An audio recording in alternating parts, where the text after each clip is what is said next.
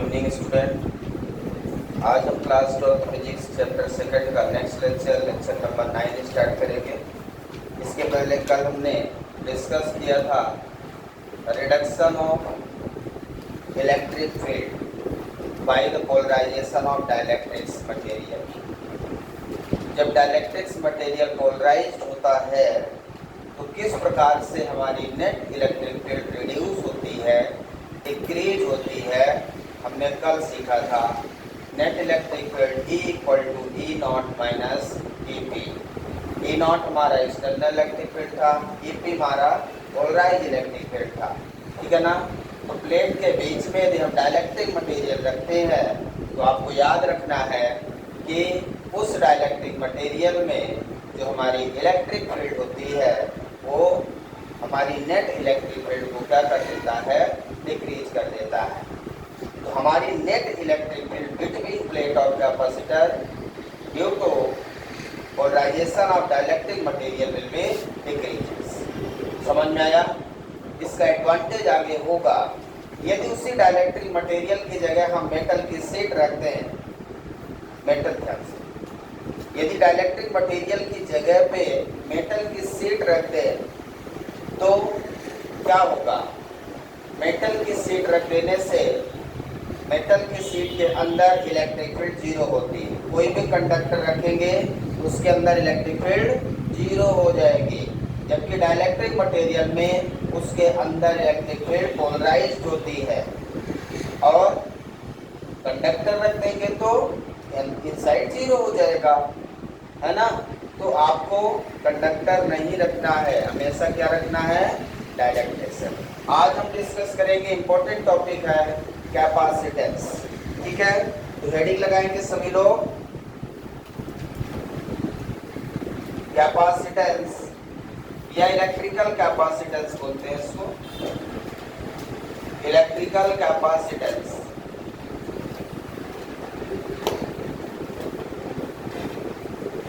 Very most important definition,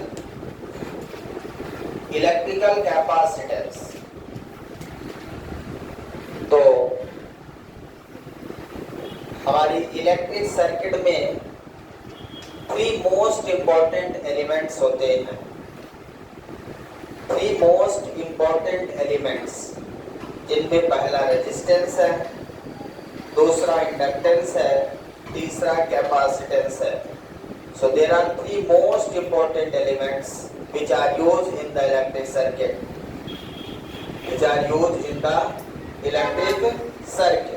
Clear है? Resistance आपने 10th में पढ़ा था।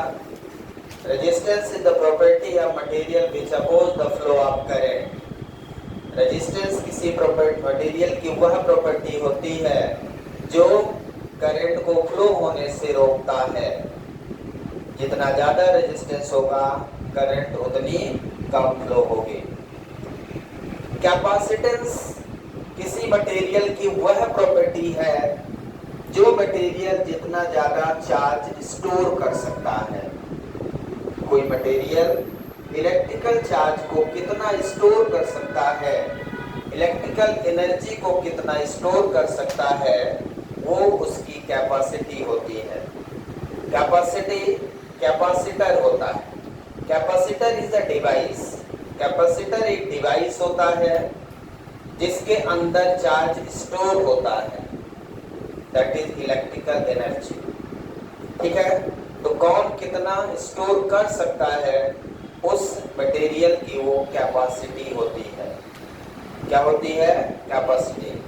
तो कैपेसिटी स्टोर करने की क्षमता जिसकी जितनी ज्यादा होगी कैपेसिटेंस उतना ज्यादा होगा। कैपेसिटेंस ज्यादा से ज्यादा होना चाहिए। किसी भी मटेरियल का कैपेसिटेंस ज्यादा है, इसका मतलब है कि वो उतना ज्यादा चार्ज, उतना ज्यादा एनर्जी स्टोर कर सकता है। कैपेसिटर यदि छोटा है तो वो चार्ज कम स्टोर करेगा। कैपेसिटर ज्यादा है, साइज कैपेसिटर जो होता है वो एक डिवाइस है जिसे हम कंडेंसर कहते हैं। हम उसी कंडेंसर या कैपेसिटर के अंदर मटेरियल यूज करते हैं, दैट इज डाइलेक्ट्रिक मटेरियल। अब वो डाइलेक्ट्रिक मटेरियल कितना ज्यादा चार्ज को स्टोर करता है, वो उस मटेरियल की प्रॉपर्टी है। क्या है? मटेरियल की प्रॉपर्टी। तो मटेरियल की वह प्रॉपर्टी जो चार्ज को जितना ज्यादा स्टोर करता है वो उसका कैपेसिटेंस कहलाता है। Capacity, capacitance that means capacity, ठीक है ना। तो वो कैपेसिटी किसके, जो पैरेलल प्लेट कैपेसिटर में चार्ज देते हो और अप्लाइड पोटेंशियल अप्लाई करते हो, potential directly proportional to charge, किसके बराबर होता है? चार्ज के, चार्ज का डायरेक्टली प्रोपोर्शनल होता है। तो अब यहाँ पे स्टेटमेंट हम देखते हैं। तो सबसे पहले capacitance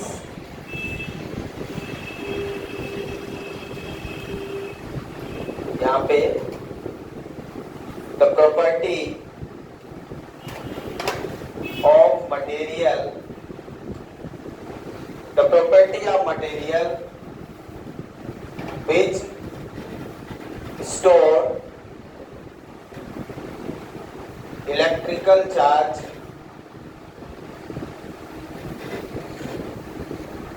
is called capacitance.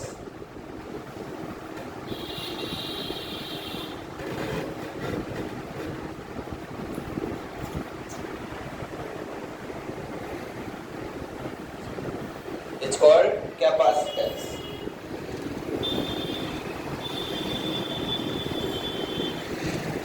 The charge is directly proportional to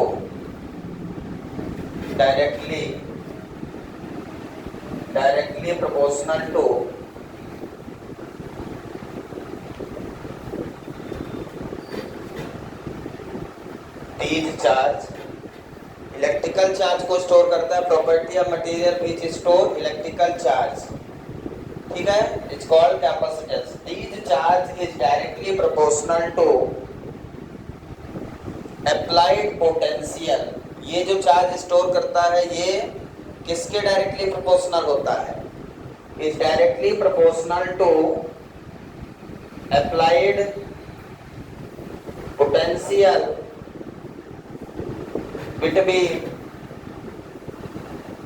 between two parallel plate, between two parallel plate.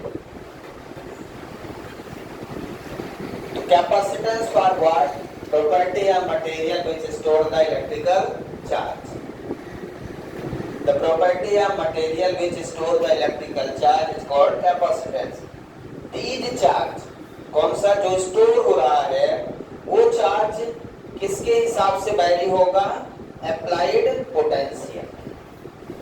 Each charge is directly proportional to applied potential between two parallel plate capacitor. कहने का मतलब यदि हम यहाँ पे दो parallel plate लेते हैं और उसमें एक पोटेंशियल अप्लाई कर देते हैं, this is the applied potential, ठीक है, और ये पैरेलल प्लेट कैपेसिटर है। तो जैसे जैसे यहाँ पे पोटेंशियल बढ़ाएंगे इसका चार्ज बढ़ेगा, चार्ज बढ़ेगा। तो जैसे जैसे चार्ज बढ़ेगा that means applied charge, this charge directly proportional to applied potential. तो अकॉर्डिंग टू डेफिनेशन यदि चलें यहाँ पे चार्ज को हम क्यों ले लेते हैं, ठीक है ना। तो इसके हिसाब से चलिए, these charge directly proportional to applied potential. तो हम क्या लिख सकते हैं? That is Q proportional V, Q proportional V। क्या लिख सकते हैं? Q proportional V। These charge is directly proportional to applied potential between two parallel plate of capacitor, ठीक है ना। two parallel plate of capacitor या two parallel plate लिख दिया हमने, वही है। तो Q प्रोपोर्शनल भी लिख दिया। अब यहाँ प्रोपोर्शनल हटेगा, प्रोपोर्शनल हटेगा कि नहीं हटेगा? तो जब प्रोपोर्शनल हटता है तो कोई ना कोई कांस्टेंट आता है। तो हम यहाँ पे इस प्रोपोर्शनल को हटाएंगे और एक कांस्टेंट लिखेंगे C, where C equal to Q by V। C equal to क्या आ गया? Q by V। C equal to Q by V, where C is the proportionality constant। C क्या है? Where C is the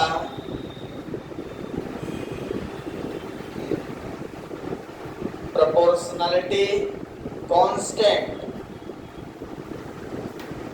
which is called capacitance of the capacitor, which is called capacitance of the capacitor। यही proportionality constant क्या कहलाता है? Capacitance of capacitor. Capacitor का capacitance, capacitor एक device है और उसका capacitance which store the electrical charge। How much store the charge? Which is the property of material।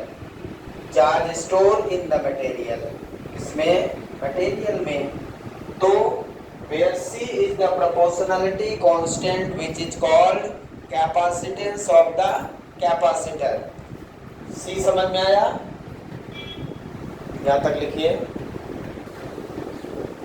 Capacitance किस पर निर्भर करता है? Where C is the proportionality constant which is called capacitance of the capacitor, its value depends on shape, size and nature, shape, size and nature of medium, nature of medium। जो capacitance होता है इसकी जो value होती है ये किस पे? Shape, size and nature of medium पे निर्भर करता है। शेप साइज का मतलब जो कैपेसिटर है उसका साइज क्या है? बड़ा है। यदि बड़ा साइज है, जैसे एक गिलास पानी और एक लोटा पानी भरे, तो पानी किस में ज्यादा आएगा? लोटे में। तो कैपेसिटेंस किसका ज्यादा होगा? लोटे का। जिसका साइज जितना ज्यादा होगा वो उतना ज्यादा चार्ज स्टोर कर सकता है, और जो चार्ज जितना ज्यादा स्टोर करेगा उसका कैपेसिटी या कैपेसिटेंस उतना ज्यादा होगा। ठीक है? तो यहाँ से ये शेप और साइज और नेचर ऑफ मीडियम पे निर्भर करता है कि जो मीडियम है वो क्या है, कहाँ पे आपने रखा है। डाइलेक्ट्रिक मीडियम है कि एयर मीडियम है? कौन सा मीडियम है? वाटर है? कौन सा है? तो जहाँ पे आपने ये प्लेट रखा है, कैपेसिटर रखा है, वो किस मीडियम में है उसके नेचर पे भी निर्भर करता है। समझ में आया क्या? अब यहाँ पे बता दें,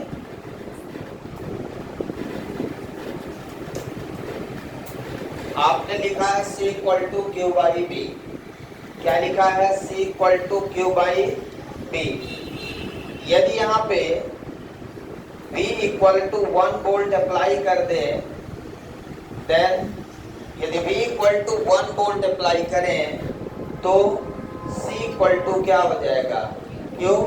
मतलब कैपेसिटर की जो वैल्यू है वो चार्ज के बराबर हो जाएगी यदि वोल्टेज को 1 वोल्ट इंक्रीज कर दिया जाए।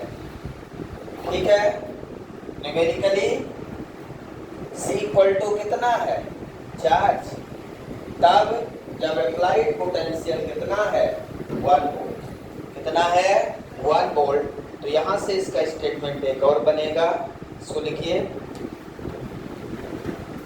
Capacitance of a conductor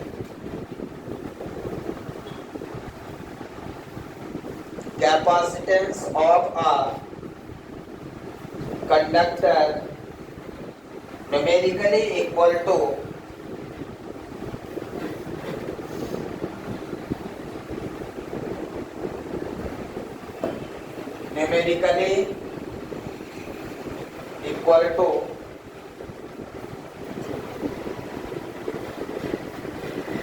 numerically equal to the charge required to equal to the charge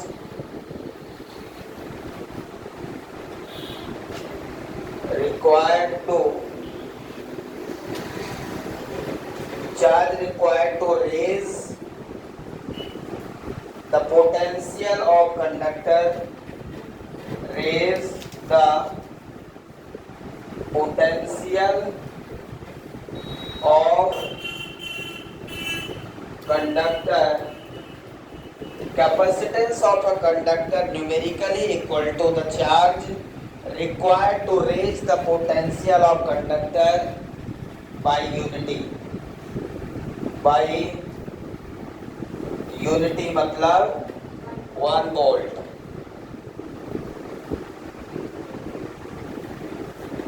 By unity.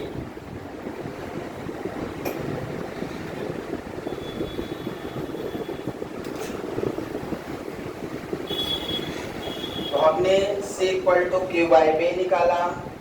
Apply potential capacitance of a conductor numerically equal to charge required to raise the potential. Capacitance of capacitor क्या होता है? किसी conductor का capacitance उसमें charge को मतलब potential को 1 volt बढ़ाने पर जितना चार्ज बढ़ जाता है, किसी कैपेसिटर का पोटेंशियल क्या होता है? 1 वोल्ट बढ़ाने पर जितना चार्ज बढ़ जाता है, होता क्या एक्चुअल में? किसी भी मटेरियल का चार्ज इंक्रीज होता है ना. चार्ज मतलब इंक्रीज कैपेसिटी. ठीक है. तो capacitance of a conductor numerically equal to charge required to raise the potential of conductor by unity. 1 volt potential से किसी कंडक्टर का चार्ज जितना बढ़ जाता है वो क्या हो जाता है? हमारा कैपेसिटेंस हो जाता है. किसके बराबर है? मतलब capacitance numerically equal to charge. किसके इक्वल है? चार्ज. और ये तब है जब पोटेंशियल को आपने कितना 1 वोल्ट कर दिया. पोटेंशियल 1 वोल्ट करने के बाद जो चार्ज है वो आपका कैपेसिटेंस के बराबर हो गया. ठीक है. So capacitance of a conductor numerically equal to charge required to raise the potential. Charge required, कितने चार्ज की आवश्यकता है आपको? कितने चार्ज की आवश्यकता है पोटेंशियल को 1 वोल्ट बढ़ाने के लिए? कितना चार्ज देंगे उसको? जितना भी चार्ज देंगे किसी कैपेसिटर के पोटेंशियल को 1 वोल्ट बढ़ाने के लिए. आपने 1 वोल्ट बढ़ा दिया, क्या कर दिया? Raise the potential of conductor by unity. 1 volt बढ़ा दिया आपने, तो उससे क्या हुआ? आपका चार्ज बढ़ गया. तो जितना भी बढ़ गया होगा चार्ज वो उसका कैपेसिटेंस कहलाएगा, क्योंकि ये चार्ज स्टोरिंग डिवाइस है. किसी मटेरियल, कोई मटेरियल कितना चार्ज स्टोर कर सकता है, ठीक है, वो हमारा कैपेसिटर है. तो कैपेसिटर एक डिवाइस है, कैपेसिटेंस एक प्रॉपर्टी है. कैपेसिटर मतलब कंडेंसर. ये फैन चल रहा है बिकॉज ऑफ कैपेसिटर, जिसे आप कंडेंसर कहते हैं. और आपने अक्सर सुना होगा कि कंडेंसर वीक हो गया, और यदि कंडेंसर वीक हो जाए तो ये फैन नहीं चलेगा, चलेगा ही नहीं. और एक बार चल जाएगा तो बहुत धीरे चलेगा. कभी कभी डंडे से घुमाना पड़ता है. डंडे से घुमा दो तो जब चलने लगता है ना, तब फिर धीरे धीरे चलने लगता है। लेकिन चलाने के लिए उसको बहुत ज्यादा पोटेंशियल की जरूरत पड़ती है। तो कैपेसिटर क्या करता है, खूब सारा चार्ज स्टोर कर लेता है, क्योंकि किसी भी डिवाइस को स्टार्ट करने के लिए बहुत ज्यादा पोटेंशियल की जरूरत पड़ती है। किसी भी डिवाइस को स्टार्ट करने के लिए बहुत ज्यादा पोटेंशियल की जरूरत पड़ती है। जैसे कोई गाड़ी खड़ी हो, रेस्ट में है, तो उसको मोशन में लाने के लिए बहुत ज्यादा एक्सीलरेटर देना पड़ता है। एक बार चलने लगती है तो फिर दिक्कत नहीं है। इसी तरह किसी रेस्ट बॉडी को स्टार्ट करते हैं, मोशन में लाते हैं, तो बहुत ज्यादा चार्ज की जरूरत पड़ती है। ये फैन एक बार रुक गया तो इसको मोशन में लाने के लिए जैसे स्विच ऑन करेंगे वहां से, तो होगा क्या, जो कैपेसिटर इसमें लगा है वो अचानक जितना बड़ा होगा वो पूरा का पूरा चार्ज पोटेंशियल इसको फेंक देगा। लो, जैसे किसी बाल्टी में एक बूंद पानी भरे, एक बूंद, तो वो बाल्टी पानी भरने में बहुत समय लेगी, और उसी पानी को कहीं फेंके किसी के ऊपर तो बहुत जल्दी नहा लेगा आदमी। एक बूंद आपके ऊपर गिराया जाएगा, एक बूंद, तो 3-4 दिन में नहा पाएंगे। और वो बाल्टी भर के फेंक दें तो तुरंत ही नहा लेंगे। तो कैपेसिटर यही करता है, पूरा चार्ज स्टोर करे रहता है, जब जरूरत पड़ती है तो पूरा फेंक देता है। समझ में आया क्या? तो ये एक ऐसी डिवाइस है जो बहुत सारे चार्ज को स्टोर करके रखता है, और जब जरूरत पड़ती है तो पूरा चार्ज उसको दे देता है। मोटर, कोई भी इलेक्ट्रिकल डिवाइस चल रही होगी उसमें कंडेंसर लगा होगा। आपके घर में जो मोटर लगी है उनमें कंडेंसर लगता है, फैन में लगता है, कूलर में लगता है, हर जगह लगता है, क्योंकि उसको स्टार्ट करने में बहुत ज़्यादा पोटेंशियल की चार्ज की जरूरत पड़ती है। ठीक है, क्लियर है सभी को? तो क्या है, एक प्रकार का ये स्टोरिंग डिवाइस है।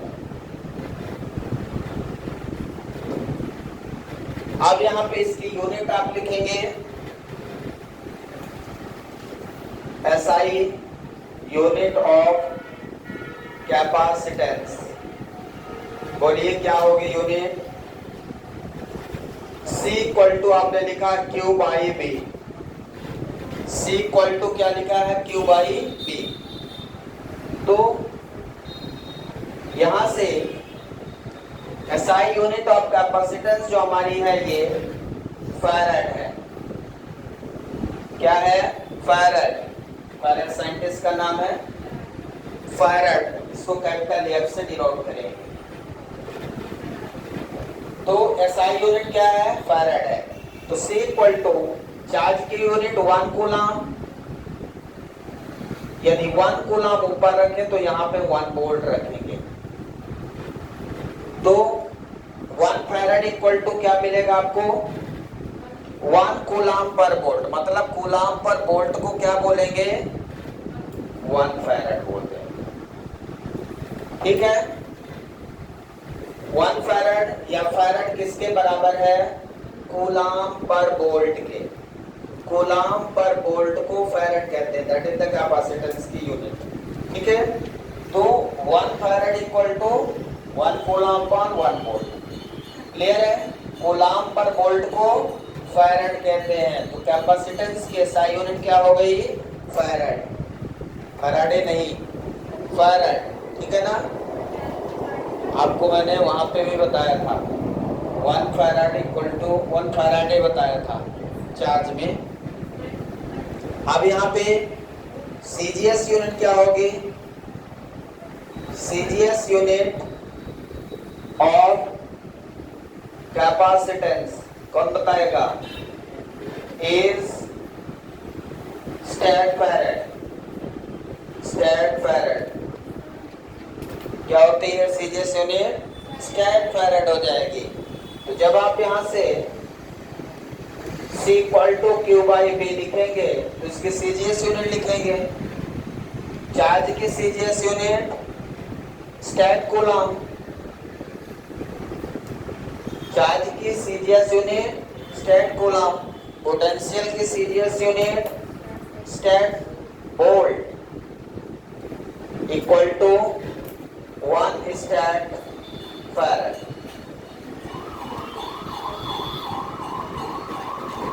स्टैट कूलम पर stat volt equal to stat farad. दोनों में रिलेशन, इन दोनों में रिलेशन क्या होगा? रिलेशन बनाइए।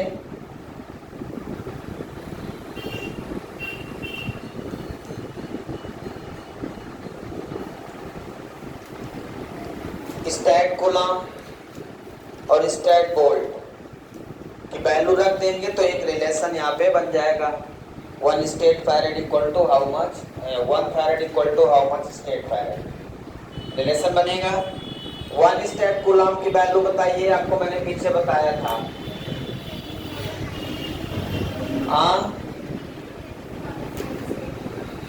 3 to 1 farad. 1 stat coulomb equal to, जैसे 1 फैरेड इक्वल टू लिखेंगे 1 farad equal to 1 coulomb upon 1 volt. तो 1 फैरेड, अब 1 कूलम की वैल्यू लिखना है। 1 coulomb equal to how much stat coulomb, 3 into 10 to power 9 stat coulomb, सही है।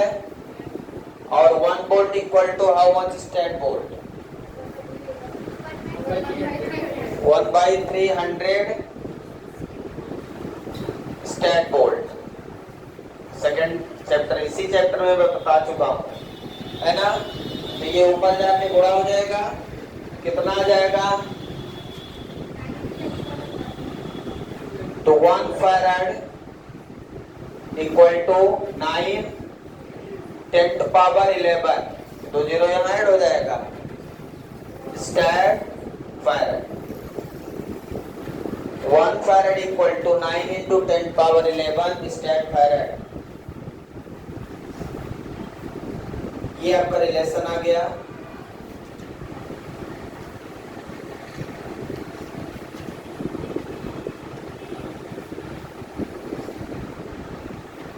नोट डाउन कर लें जल्दी से। तो ये छोटी छोटी यूनिट हैं। 1 milli farad equal to 10 power minus 3 farad, 1 micro farad equal to 10 power minus 6 farad, 1 nano farad equal to 10 power minus 9 farad, 1 pico farad equal to, pico मतलब 10 power minus 12 farad, 1 fermi, fermi 10 power minus 15 farad, fermi size of nucleus, size of nucleus होता है Fermi. Fermi मतलब सबसे छोटी unit यहाँ पे अभी जो हम यूज कर रहे हैं 10 पावर माइनस 15। और इस तरह से जो कैपेसिटर सबसे ज्यादा यूज होंगे वो माइक्रो में होंगे। सबसे ज्यादा कैपेसिटर का यूज हम लोग माइक्रो में करते हैं, माइक्रो फैराड, ठीक है। ये यूनिट सभी को याद होना चाहिए। Dimensional formula,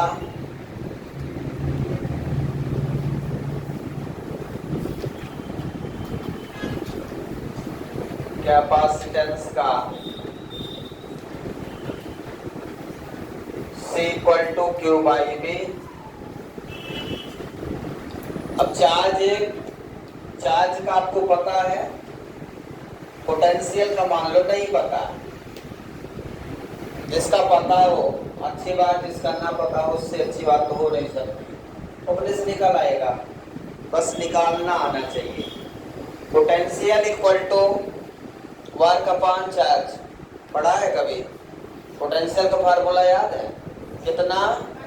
work upon charge. Charge ऊपर चला जाएगा, स्क्वायर अपॉन वर्क। अब क्या आपको वर्क का डायमेंशन फार्मूला नहीं पता? नहीं पता तो अब कुछ नहीं बोल सकते। चार्ज का, तो यहाँ से चार्ज का डायमेंशन 80 स्क्वायर है तो स्क्वायर, वर्क का ml2 t माइनस 2। तो कैपेसिटेंस का आ गया, m ऊपर जाएगा m माइनस 1, l ऊपर जाएगा -2, t ऊपर जाएगा तो +2 और ये +2 t का पावर 4 a स्क्वायर।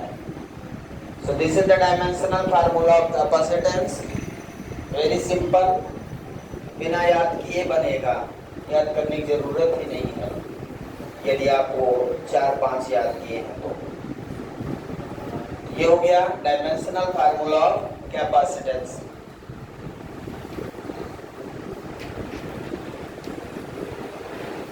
इसके बाद अगली हेडिंग लगाएंगे कैपेसिटेंस ऑफ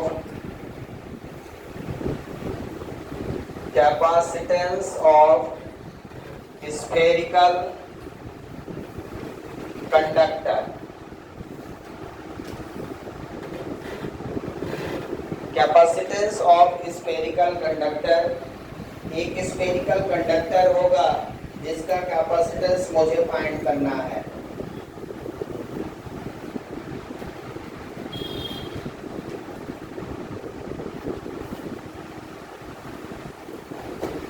तो सबसे पहले हम एक स्फेरिकल कंडक्टर कंसीडर करेंगे। Consider a spherical conductor of radius capital R। Consider a spherical conductor of radius capital R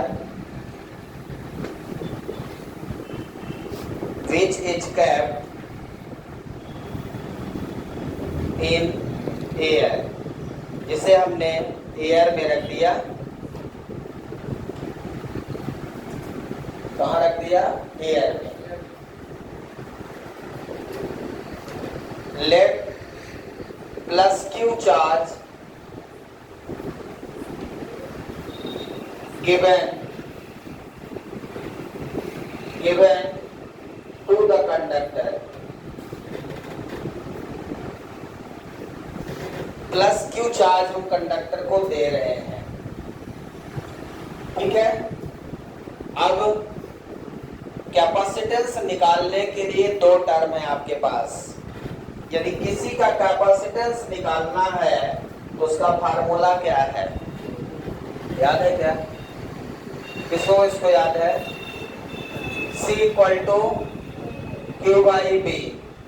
कितने टर्म है? C को निकालने के लिए क्या चाहिए? पहला Q चाहिए, दूसरा पोटेंशियल चाहिए। यदि आप किसी का भी कैपेसिटेंस निकालना चाहते हैं, किसी भी बॉडी का, तो उसमें उस बॉडी में कितना चार्ज है और उस बॉडी का पोटेंशियल कितना है। यदि हमें ये पता चल जाए तो हम उसका कैपेसिटेंस निकाल सकते हैं। तो सबसे पहले यहाँ पे हम एक कंडक्टर कंसीडर करेंगे। स्फेरिकल कंडक्टर है ये, ठीक है। अब इसकी रेडियस क्या है? Capital R। इसकी रेडियस क्या है? Capital R। इसको हमने एयर में रख दिया। अब किसी स्फेरिकल कंडक्टर को जब चार्ज देते हैं तो चार्ज उसके सरफेस में होता है। कहाँ होता है? सरफेस। मतलब इसमें जो चार्ज होगा यहाँ पे, और किसी कंडक्टर के अंदर इलेक्ट्रिक फील्ड 0 होती है, लेकिन ये स्फेरिकल कंडक्टर हमेशा इक्विपोटेंशियल सरफेस बनाता है। स्फेरिकल कंडक्टर क्या बनाता है? Equipotential surface. मतलब इसमें हर जगह पे पोटेंशियल कांस्टेंट होता है। इसके अंदर इलेक्ट्रिक फील्ड तो 0 होगी, लेकिन पोटेंशियल 0 नहीं होगा। Potential not equal to 0। Potential हमेशा क्या होगा? कांस्टेंट होगा। जहां इलेक्ट्रिक फील्ड 0 होगी वहां पोटेंशियल 0 नहीं होगा। पोटेंशियल क्या होगा? कांस्टेंट होगा। इस रिलेशन से E = dB/dr, तो dB = EdR। यदि E 0 है तो dB = 0 हो जाएगा। अब इसे इंटीग्रेट करेंगे, integration of dv equal to 0, तो dv का इंटीग्रेशन b इक्वल टू 0 का इंटीग्रेशन कांस्टेंट, 0 का इंटीग्रेशन क्या हो जाता है, कांस्टेंट हो जाता है। मतलब यदि इलेक्ट्रिक फील्ड 0 है तो पोटेंशियल क्या होगा, वहां कांस्टेंट होगा। पोटेंशियल क्या होगा, कांस्टेंट होगा। तो किसी भी कंडक्टर के अंदर इलेक्ट्रिक फील्ड 0 होती है लेकिन पोटेंशियल कांस्टेंट होता है।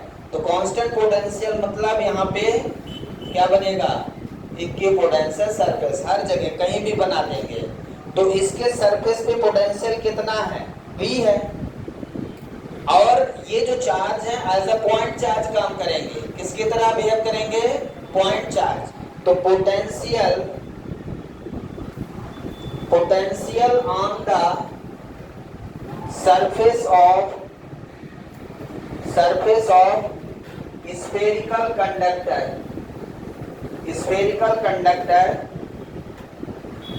कितना होगा, v equal two point charge का पोटेंशियल कितना होता है, फ्रांसी बोलो, electric potential due two point charge, खड़े हो, हाँ formula, electric potential due two point charge का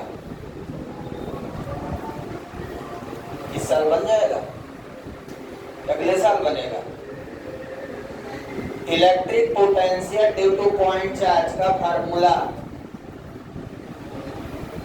बंगना एक के चले जाओ, 1/4 pi epsilon not Q by R। R यहाँ पे रेडियस होगी, R क्या होगी, radius of spherical conductor, spherical conductor की रेडियस, ठीक है। R जहाँ पे हमें पोटेंशियल पता करना, पोटेंशियल यहाँ पे पता करना है इसकी सरफेस पे। तो इसका जो फील्ड होगा मतलब वो हमेशा बाहर की ओर निकलेगा क्योंकि पॉजिटिव चार्ज है। तो एक जगह पे इसमें इक्विपोटेंशियल सरफेस बन जाएगा, ये इक्विपोटेंशियल सरफेस बना कि नहीं यहाँ पे। तो पोटेंशियल जितना यहाँ है उतना यहाँ है, जितना इस चार्ज के कारण उतना इस चार्ज के कारण, तो ये ड्यू टू पॉइंट चार्ज की तरह बिहेव करेगा। तो पॉइंट चार्ज का पोटेंशियल यहाँ पे सेम रहेगा। बढ़ जाओ, बढ़ना तो है नहीं कुछ, 1/4 pi epsilon not Q by R। आपको कैपेसिटेंस निकालने के लिए क्या चाहिए, Q आपका चार्ज है यहाँ पे, और यहाँ पे पोटेंशियल कितना आ गया, 1/4 pi epsilon not Q by R। मतलब उसकी सरफेस पे पोटेंशियल भी मिल गया और चार्ज भी मिल गया, तो कैपेसिटेंस मिल जाएगा। फार्मूले में रखते हैं बस। अब यदि आप फार्मूले में रख देते हैं, यहाँ तक लिख दीजिए जल्दी से, वैल्यू रखते हैं। तो अब इसकी वैल्यू पुट कर दें। आपने क्या निकाल लिया, आपने सबसे पहले स्फेरिकल कंडक्टर कंसीडर किया है, क्या, स्फेरिकल कंडक्टर जिसको आपने प्लस क्यू चार्ज दे दिया। अब प्लस क्यू चार्ज जो दिया है तो उसके सरफेस पर डिस्ट्रीब्यूट हो गया है ना। अब हर चार्ज उसका एक पॉइंट चार्ज बन गया, तो जितना पोटेंशियल यहाँ पे है उतना यहाँ पे, उतना हर जगह, क्योंकि रेडियस कांस्टेंट है, आर चेंज हो नहीं रहा है तो पोटेंशियल सेम है। पोटेंशियल डिफरेंस 2 पॉइंट पे 0 है, इसका मतलब इसमें हर जगह पे पोटेंशियल कांस्टेंट है। क्या है, कांस्टेंट है। अब हमारा कैपेसिटेंस निकालना है, capacitance on a spherical conductor, spherical conductor, ये क्वेश्चन बहुत इंपॉर्टेंट है। तो C equal to Q by B। अब Q आपका Q है, B कितना निकाला आपने, potential due two point charge, B निकाला क्या, इसकी वैल्यू रख दीजिए। B कितना है, 1/4 pi epsilon not Q by R। Q से Q कट जाएगा, ये 4 पाई एप्सिलॉन नॉट R ऊपर चला जाएगा, तो C इक्वल टू कितना हो जाएगा, 4 pi epsilon not capital R, 4 pi epsilon naught capital R. So this is the capacitance of a spherical conductor. Capacitance of a spherical conductor कितना, 4 pi epsilon naught। ये capacitance किस किस पर निर्भर करता है, C proportional to epsilon naught मतलब medium पे, सी प्रोपोर्शनल टू कैपिटल आर मतलब size of spherical conductor. Spherical conductor जितना बड़ा होगा उसका कैपेसिटेंस उतना ज्यादा होगा। रेडियस जितना ज्यादा होगी सी उतना ज्यादा होगा। जितना ज्यादा आर उतना ज्यादा सी। क्लियर है? इस डेरिवेशन से ये समझ में आता है कि कैपेसिटेंस साइज पे निर्भर करता है उस कंडक्टर के। कंडक्टर का साइज यदि कम है तो उसका कैपेसिटेंस कम होगा, साइज ज्यादा है तो उसका कैपेसिटेंस ज्यादा होगा। समझ में आ रहा है क्या? ये एमसीक्यू में भी पूछा जाता है। What is the capacitance formula of spherical conductor? 4 pi epsilon not r आपको मिलेगा, 4 pi epsilon not r square मिलेगा, 1/4 पाई एप्सिलॉन नॉट r मिलेगा या 1/4 pi epsilon not r square मिलेगा। चार ऑप्शन में चार प्रकार से फार्मूले मिलेंगे, लेकिन आपको याद रहेगा तो बनेगा, और यदि याद नहीं रहा तो ये बनने से नहीं रहा। तो हमें कुल मिला के इस डेरिवेशन को करने के लिए किन चीजों की जरूरत है?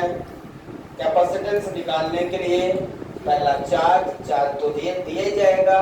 दूसरा पोटेंशियल कितना है वो उसके कंडक्टर के शेप साइज पे निर्भर करता है। उसका पोटेंशियल कितना होगा, किस प्रकार का शेप है, सिलेंड्रिकल है, स्फेरिकल है, किस प्रकार का है, उसके हिसाब से उसका हम पोटेंशियल निकाल लेंगे और फिर कैपेसिटी बता देंगे। समझ में आया कि नहीं आया? तो ये इम्पोर्टेंट लेक्चर था, वेरी मोस्ट इम्पोर्टेंट, इसे याद रखेंगे। कल हम लोग कैपेसिटर डिस्कस करेंगे, उस डिवाइस को डिस्कस करेंगे जिसके अंदर कैपेसिटेंस होता है। Thank you, have a nice day.